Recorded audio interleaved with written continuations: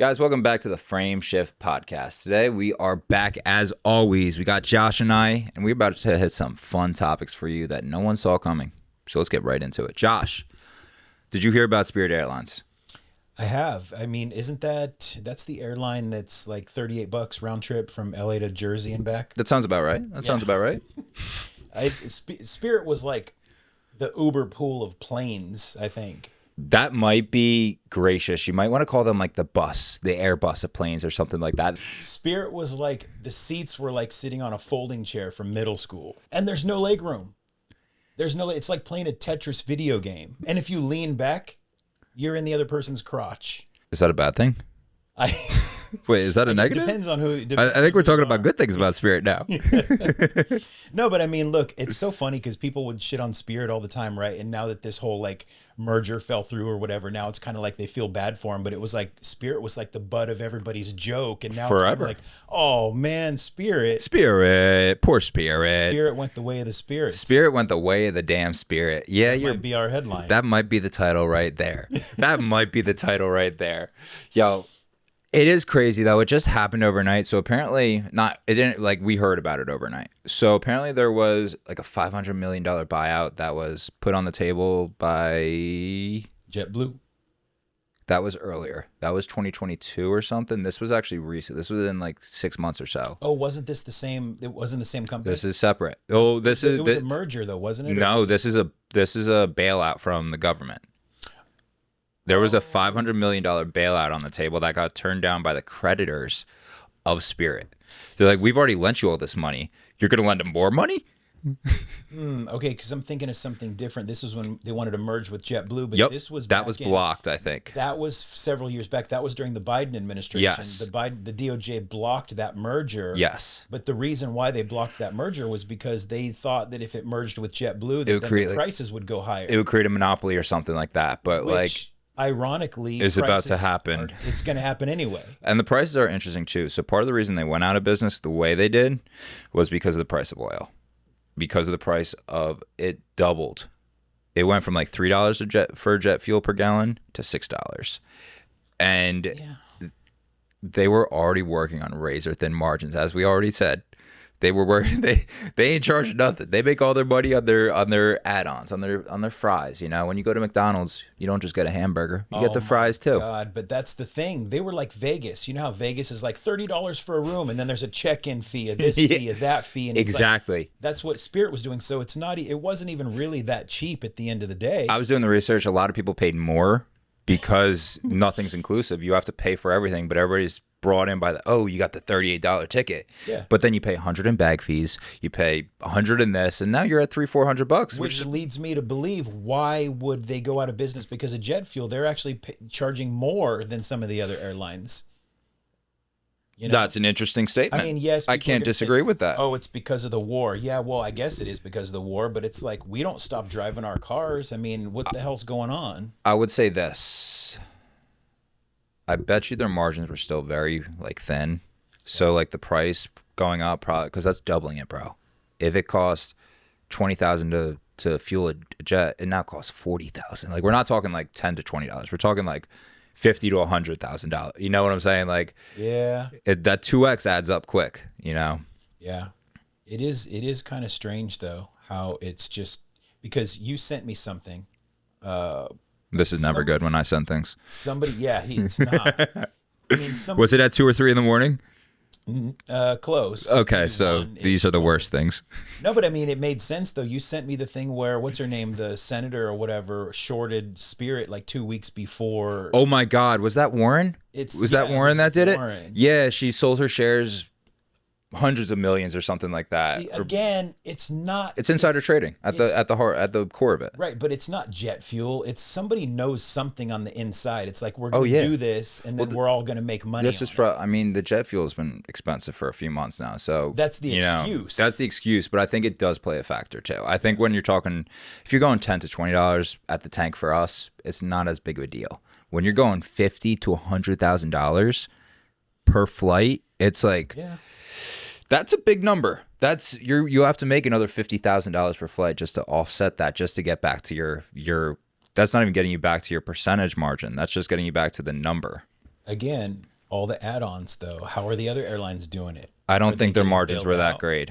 Well, yeah, they are. We saw that in a few years back. American Airlines got bailed out. I think Delta got bailed. But didn't like three of the major airlines get bailed They out? did. They did get bailed out. But so what? So okay. So I'm thinking of 2 or 3 years ago, the merger that got blocked from the Yeah, DOJ. from JetBlue. What's going on now? Then what's the so I mean, shit. Now it's over.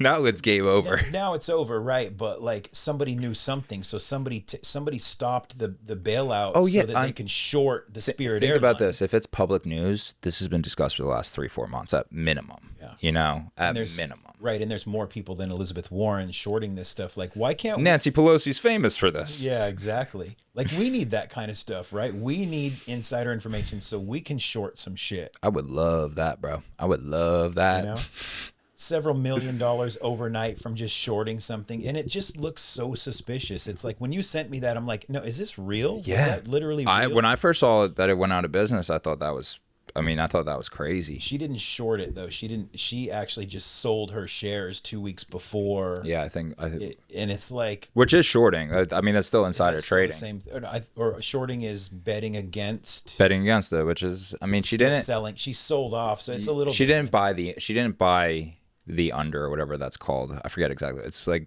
buying the something or others. Yeah. But yeah, no. That's yeah. Somebody made out good at the top, though. I'm sure there's some golden parachute for the CEO of Spirit. Every time.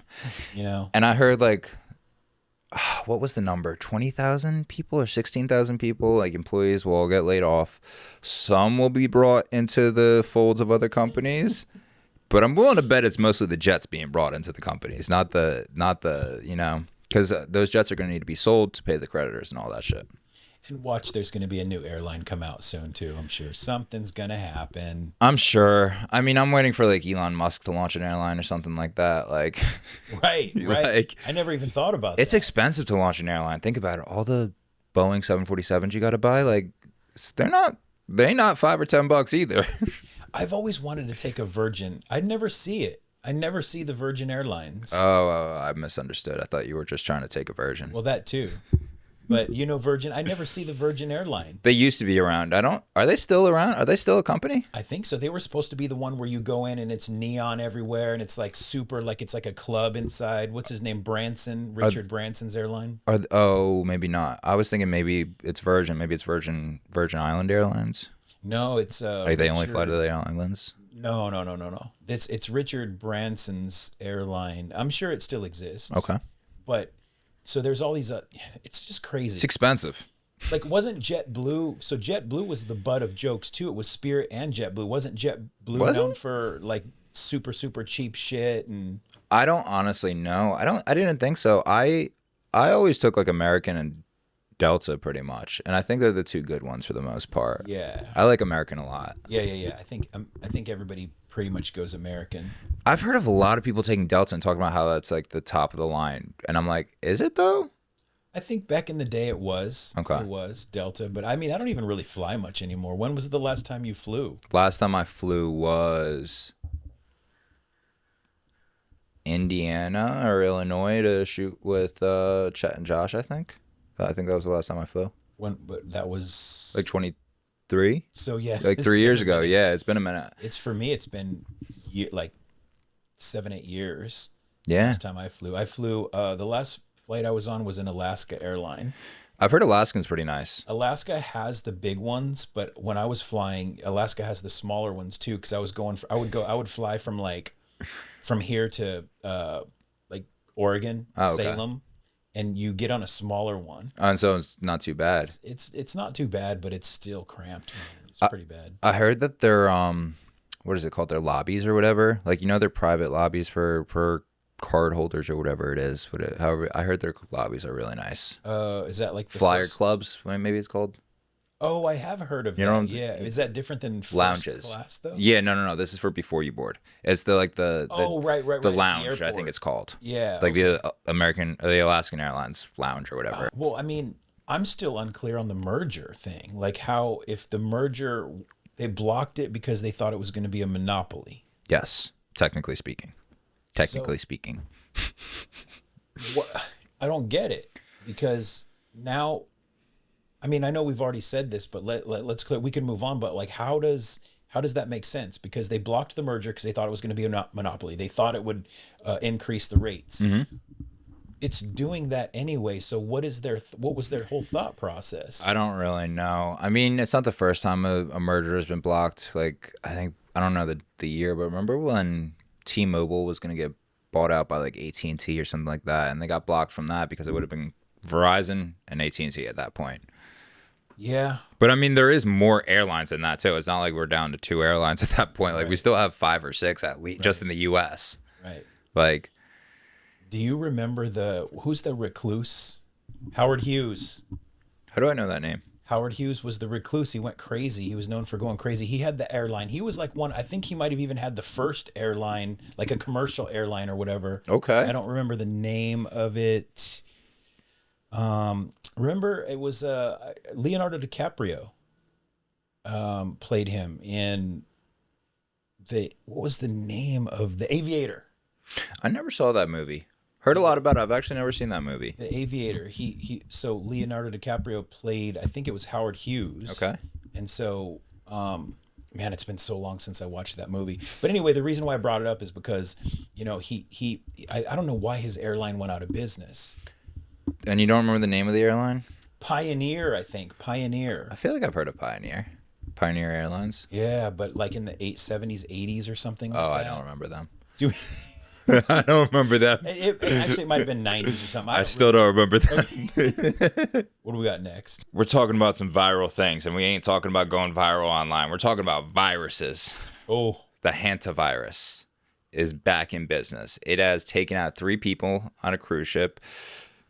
It originates from rodents, though. So people don't think it originated on the cruise ship, but that's where it seems like the focus of it is right now. And that cruise ship ain't docking nowhere. It's got a 50% mortality rate, or 30 to 40% mortality rate, I'll be honest. What is it? So this is like again, like, wait, a rodent? Is it, wait, a bat? Is a bat a rodent? Idiot? It's not. I don't know. I might be a complete idiot here, but so hantavirus is like the new. Don't say it. Yes. Oh yeah, we can't say it. Oh, we're the new Rona. Damn. Except it's much deadlier. I think I can say that word. Well, that's what they were saying about the Rona in the beginning too. They were like, "Oh my God, this is gonna kill. Everyone's face is gonna melt off, and we're gonna die." It's all BS.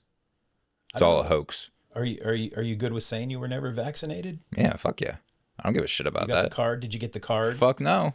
You didn't even get a card that. Fuck no. Because you had to, like, if you had to fly, you had to show the card. So everyone was getting fake cards. I didn't fly remember? anywhere during that time. You didn't go anywhere. Yeah. Nah, I just drove out here during that time, actually. I remember getting to get into the gym. They were like, "Oh my God, you have to have a card," and so we made fake cards to get into the gym. I knew a bunch of people with fake cards. I did, but I never had to deal with it. One thing I did have to deal with Rona was I had to get tested for some shoots. They would pay for the test. I just bring in that card that said like he's clear for the past 10 days or 3 days or 5 days, whatever that time period was. I hated that too because this is why I didn't. Well, I could say I didn't get vaccinated either. So you know we're gonna have that 10. But wait, so they're doing it with hantavirus. It's a good thing that they're not letting the ship dock because let's keep this thing controlled. Let's not let it get too far. I mean, it does seem like a much more serious one than Mrs. Rona. Whoa. It's like the Black Plague, bro. Okay, this is just as bad as the Black Plague. The Black Plague. I hope not. I hope not. We're all going to be wiped out. That's the one I am afraid of. I'm afraid of the one where, like, if there's a legitimate virus, if they really do want to do it, where your skin literally starts to melt off and we all become skeletons and keel over and die, and it's the end of civilization. If they pull some virus like that. So that's not a virus. That's called nuclear reactions. If a virus did do but what you're describing is a nuclear reaction. Okay. Where your face melts and your bones disintegrate and you're no more. Yeah. You're no more. I mean, a virus could still eat you from within though, right? And just like start just. It could, but not in that. Well, maybe over time. Yeah, you'll maybe see it. Like AIDS, I guess, would be a good example. Like that's a virus, I think, and you have no way to fight the virus. Like it kills all your T blood cells or white blood cells, whatever the fuck it is. But so I mean, yeah, you look gaunt and shit. But I think if you're talking about like literal face melting, I think we're sticking with nukes for that one. Yeah. If our faces started melting off and we started like literally dying from a virus, I might think about a vaccine or putting a mask on. But this is not it. Yeah, I'm not. See, my issue with the mask is you got to get such a crazy mask to make it do anything. Right. Like, go get one of those, like, big boy masks. You know what I'm talking about? Yeah, war. Exactly. Like, go back to World War II, get one of those with the canisters that you go, all right, let's go. Yeah. Time for war. Either that or we have to like suit up in like space suits with like a capsule around our head or something just to live. What if we all just became fishbowl people? What if we became a race of fishbowl people? Unbelievable. Kind of fire. It would take some adjusting. It would take some adjusting as an understatement. Oh, shit. Oh, but they do the same thing, though. Well, you have to wear your helmet to get into the restaurant, but you have to take your helmet off to eat. That was a little bit of confusing. Yeah, that was confusing, too. That didn't quite add up in my eyes. Like, how did we get into reminiscing about Rona? But, I mean, we're never going to get over it. We're scarred as a human race, I think. Because someone said this to me a few years back when Rona was going on, and they said, watch this. Every few years, we're going to have a new deadly virus now. Yeah. Before Rona, we had the bird flu or whatever? Remember the bird flu in like 2010? Bird flu, yeah. Like there were years between that, and bird flu barely even counted. Like if we're being honest, bird flu barely counted. What was anthrax? Was that something? Remember anthrax? That was like early 2000s. Everybody was worried about anthrax, but that was more. I mean, yeah, it's a virus, but that's like we were worried about terrorists just sending it in the mail or something to people, And then you open up the mail and you're dead. You're done. All that though. Anthrax, bird flu. What were the other one? There was a few other ones. Black plague is my favorite. That was a big one. That was a deadly one for sure. Black plague, Ebola. Yes, that was a big one too. Oh, that was an interesting one. We didn't really get hit by that. That was like the same time as the bird flu, I think, or maybe a little earlier or after. I don't remember. I think it was in that range. It was in that range, but your friend might be right. Every few years, there's something, just to keep us on our toes, to keep us scared. How conspiratorial do we want to go? Because I can go conspiratorial here. We should make that a separate podcast. Okay. Go sign up for our Patreon that we're going to be launching in the next few months. Okay, it's not up yet, but it'll be there soon. Wait, did you hear about Spencer Pratt yet? Like, because I think I asked you that on another episode, but did you do the research yet? I did not know about it. You originally said, I think, what's the other Pratt? Chris. I'm gonna say Chris Pratt more than Spencer Pratt this episode, just so we can be honest with each other. Yeah, I did not know about Spencer Pratt. When you first told me, I was like, no, that's the reality guy. That's Chris Pratt. Spencer. That's how he started out, as a reality. I'm like, no, I don't know anything about him, and I don't want to know anything about him. And then I looked him up, and I'm like, oh my god, like I'm a huge fan of this guy now. Yeah, a past client of mine, not introduced me, but showed me him, and like, yeah. I've been doing all this research on him now, and it's crazy. Like he has so many great viewpoints. The only thing is, I hope, because I was a Caruso fan. I voted for Caruso. Unfortunately, he lost, I think, and I think we'd be in a better position if he was in there. But was he up against Bass? He was up against Bass. Yeah, he lost to Bass, and so I'm hoping he doesn't run, because if he does, I don't know who I would vote for, Spencer Pratt or Rick Caruso. But I started looking into this guy. I saw him on one of my favorite podcasts I watched too is Adam Carolla, and he went on Adam Carolla's podcast. Mm-hmm. And one of the biggest points that hit home for me was he was talking about the dogs. Apparently he's a dog lover. Okay.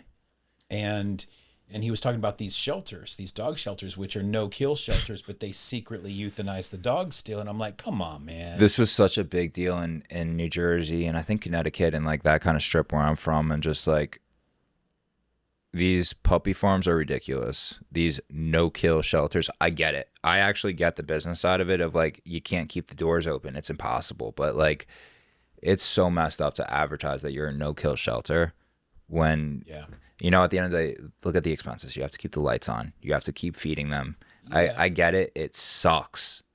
But don't advertise it. Yeah, don't advertise it, because, I mean, you and I I got this gear called Chiseled, right? Yep. And it hasn't come out yet, but the charity behind it is going to be donating to local dog shelters.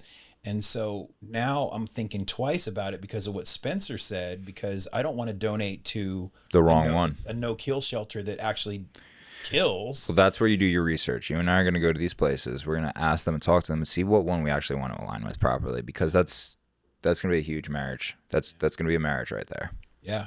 I mean, what we might end up doing is pulling a Nick Shirley for dog shelters. You know, he does hospice. We're doing dog shelters.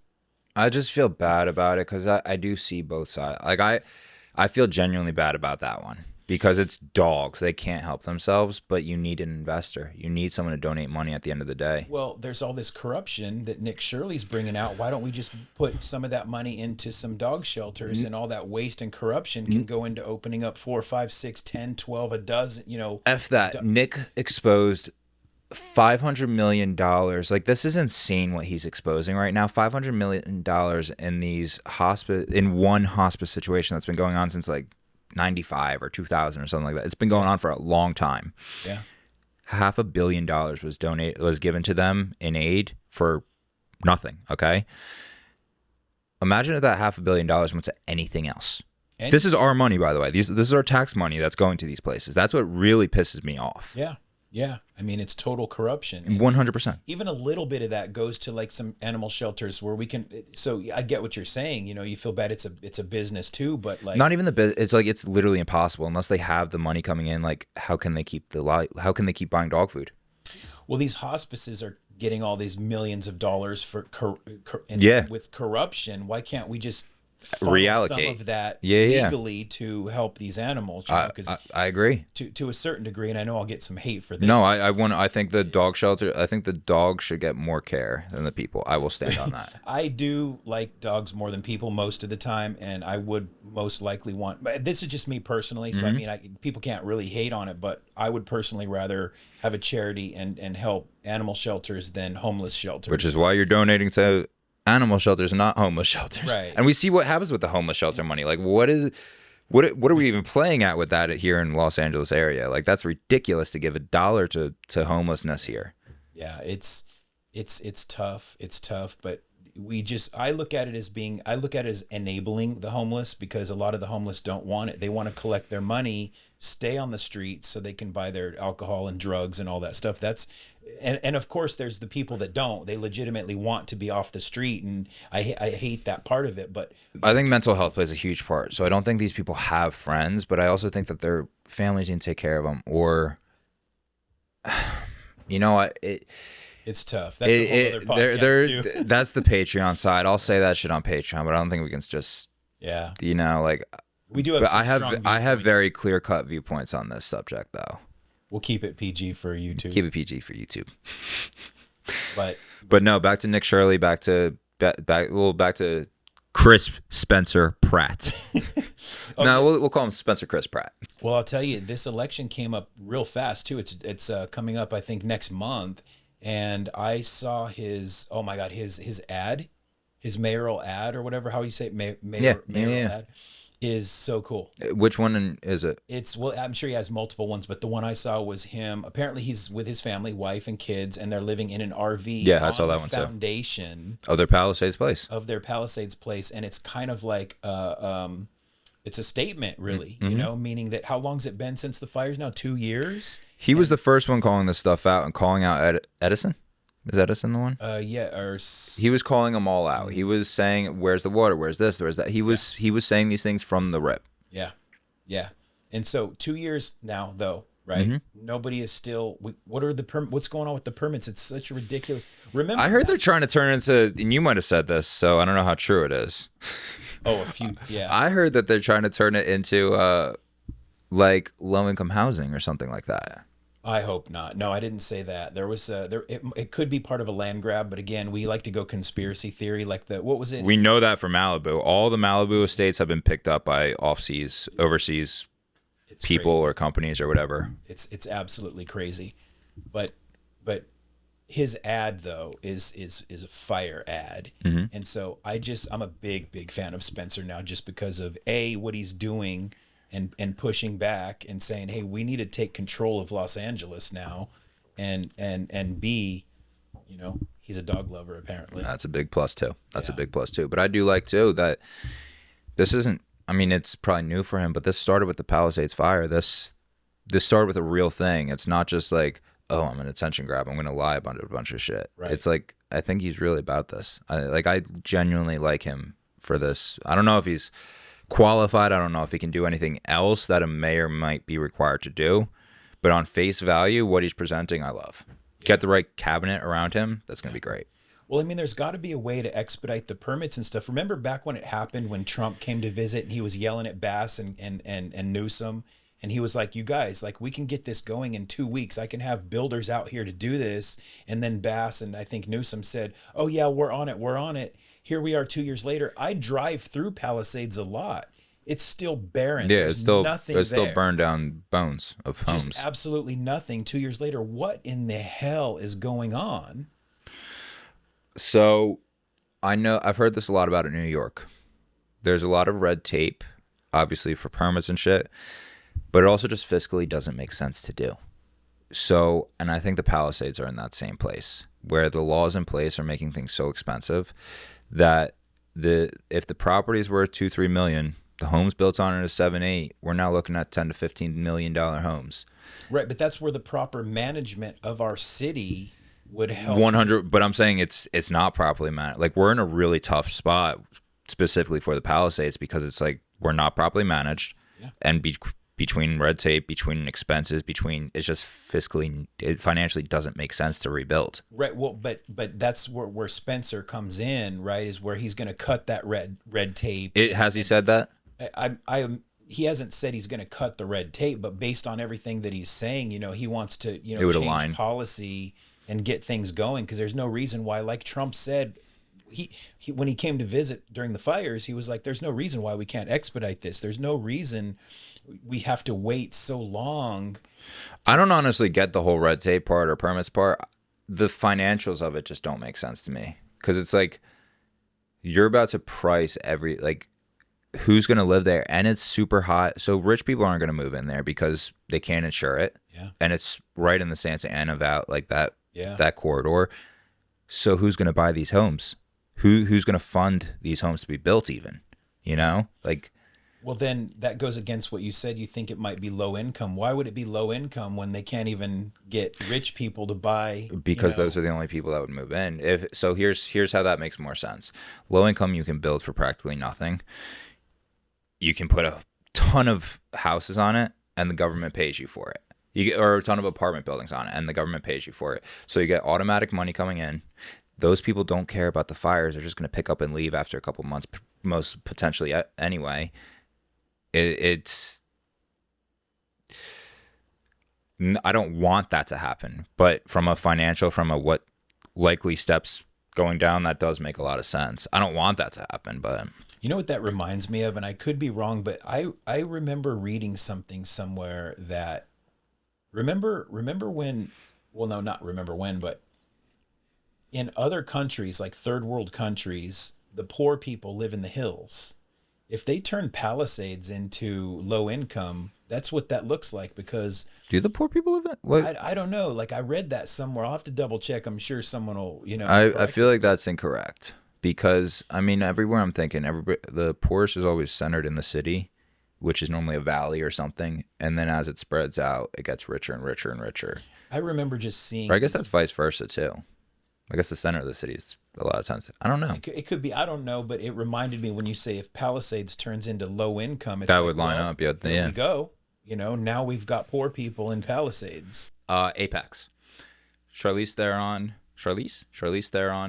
Taron Egerton from Kingsman. They did a great job in this movie. Great job. It just released last week on Netflix.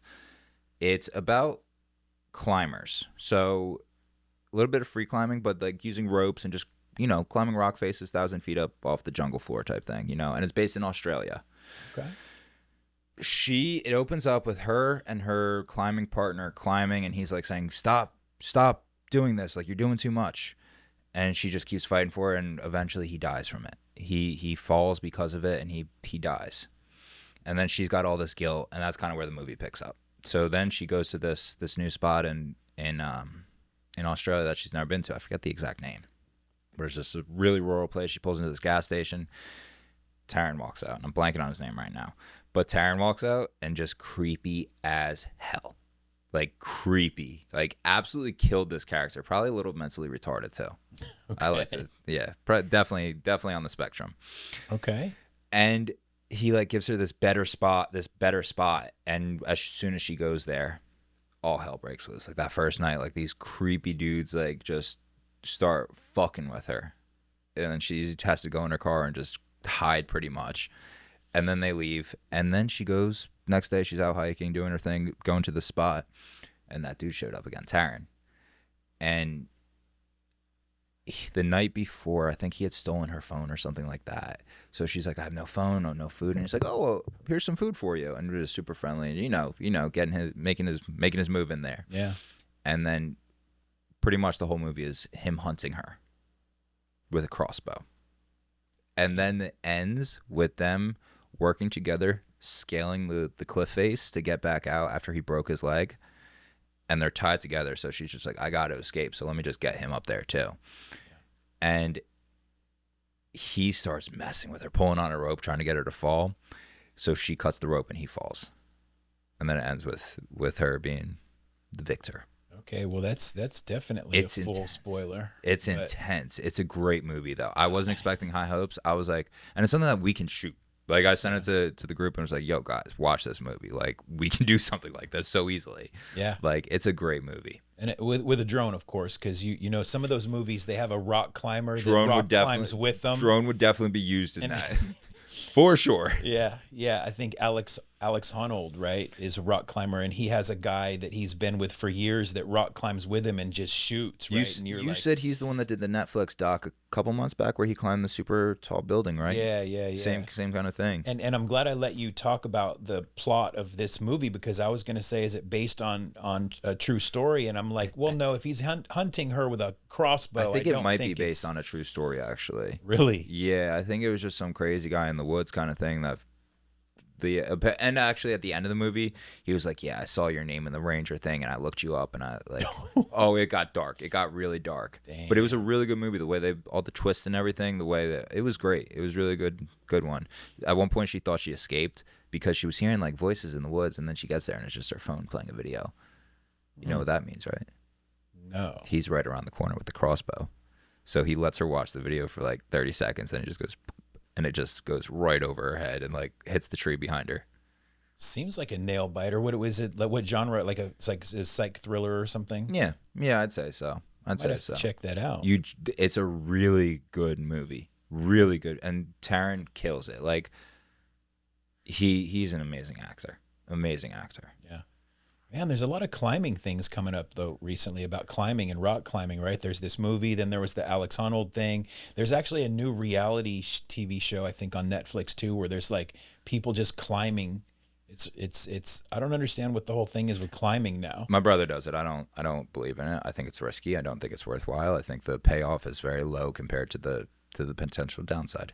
I get dizzy just watching them on the TV. My palms start sweating, and I get literal dizzy just watching them. I don't get dizzy. What I get is secondhand fright. So, like, you know how when we're on the porch and someone will hold their phone out over the edge or something, and I'm like, no, pull that in right now. Yeah. It's like, because I start imagining, like, what if I did that? And, like, what if, like, dropping a baby? You know, this is the greatest example. Everybody doesn't want to take a baby because, like, I'm going to drop it. It's a little football. Like, it's a football. You're not going to drop it. But myself, I'd never hold it because I'm just like, no, the one person this is going to happen to is going to be me. Yeah, and well, I've dropped a football a few times. Exactly. I've never dropped it. Hands of gold. Money Manziel. Yeah. But no, I mean, yeah, wow. We got one more thing to hit really quickly before we end. Car technology in 2027. Oh, yeah. This is a scary thing to me. So I forget if it's 2027 or 2028. I saw that vehicle manufacturers will be required to put this eye sensing technology in cars. So you'll have like a little LiDAR thing looking at it. And if you're supposed to be like this driving and you're down here driving, it's going to pull you over or do something. I don't know exactly what it's going to do. Maybe it drives you to the police station, maybe. I don't know. We going to find out, though. But unbelievable. You said this is what, 2027? Like right around the corner? So. I believe it's 27 or 28. Wait, it's not passed, though. No. They're trying to pass it. No, it passed. I'm 99% sure it already passed. I don't know where we're getting to, man. I don't like this. I don't like this. And we were speaking about this like on the way here, right? This is a requirement for new cars, and then I drive a pickup truck. I don't think So- I don't know. There's some aftermarket thing that they're going to require you to install, but I mean, that's wild to me. And to be quite honest, that's when I really start considering shit. Yeah, that's gonna get wild because our thought is, why don't we just get a I just 1978 Chevy pickup truck or a Ford or something, and then We're good. We might get to the point where the DMV is going to require the aftermarket on all those to be even street legal. Yeah. I mean, we'll see. We don't. If that happens, we're I don't like where this is headed. I'll put it that way. And maybe if it was just a California thing, that wouldn't even be a big deal. I'll just register everything in New Jersey. Like, who cares? But I'm pretty sure it's nationwide. Yeah, it does seem wild to me that they can even take control of your car. Yeah, I mean, that's probably extreme. I don't think they'll be able to do that. But if they can literally take control of They already do that. BMW does that. Raheel, episode 1 of Frame Shift, his car just shut off one day on the highway and only went 10 miles an hour. From this type of technology, or not just this a glitch in the system? Yes, it was a glitch, but it was a glitch saying that there was something wrong with the car, and it was like air pressure was too low, so he couldn't drive over 10 miles an hour or something like that. Yeah, that's like similar, same vein. Yeah, they put it in the car and now it's just enforced. It's like, yeah, that's the problem. It's enforced, and we don't know where these videos are going to. We don't know where these videos are being sold to. We don't know what that data is being sent to. well, that one's not so bad, right? Because if it like detects that you have low tire pressure, or there might be a blowout, then it doesn't want you going 80 on the freeway. Yeah, but I should still have the choice to make that decision. It's my car. Oh, right, because the lights still come up on the dash saying low pressure or whatever. So, If I want to shred the shit out of my they're claiming this all in the vein of pedestrian and other vehicle safety. So they're trying to say that, this is just because we want to make sure pedestrians walking across the road don't get hit. How about we just have better driver's license tests? Yeah. How about we start there? Yeah. How about we stop having distracted driving like that? Man, I never thought we'd get to self-driving cars, but we're doing Waymo. I took my first Waymo with you the other day. Yeah. So, like, I don't get where we're going with all this, but man, it is getting wild because, I mean, Waymo could technically lock you in the car and drive you to the police station. We've seen, not to the police station, we've seen situations where we've seen videos where Waymos do glitch out and lock the people in the cars and won't let them out. We've literally seen that. I don't know where we're going with all this, but it's a crazy world. It's a crazy world. But with that, I think we wrap it up, bro. yeah, It's been a great episode of the Frame Shift podcast, guys.